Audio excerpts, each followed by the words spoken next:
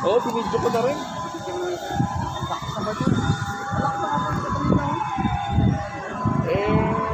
Wala tayo. Andyan na, ayan na yung kapo ng bumbero sa pulis. Ano pa ba magagawa natin dyan? Napakalapit naman yan, sir, no? Para itawag mo pa sa bumbero, nandyan na yung kapo. Sa November, Ma'am Alpha. Bahay to. Kabahayan yan. Bahayan eh. Naglilikas na ng gamit, oh. Oo nga, Bahay yan, pare. ay tabi-tabi yan eh. Pero, kasi yung mga bumbero, nandyan na sa loob. Tapos yun, Oo, kita. Ayan, oh. Kita nga eh. Ayan na kayo.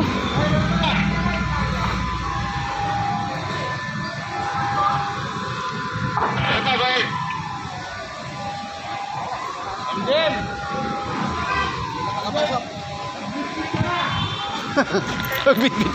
Magbitbit ka na, ma'am. Ang laki niyan. Ito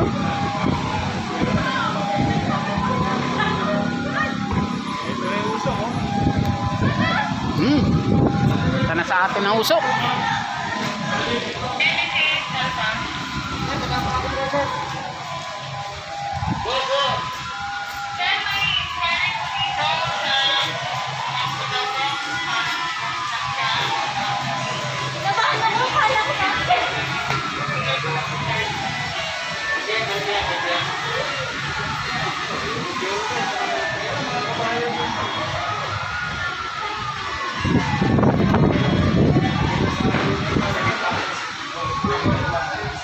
Ubus mo na yan bago mga pagkakas sa amin, madali. Ano pa tayo ba, Rebecca?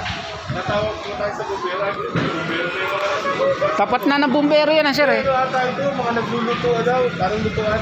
Baka nga sir, eh. Kaya siguro may gas na, mga pumuputok. Magtaka na ako naman, takong sa usulog ata rito. Eh, kumalag ito kilo. Ay, wala sa akin. Yun, tapos namin nga. Hindi naman siguro ma-apektuhan ng kuryente natin.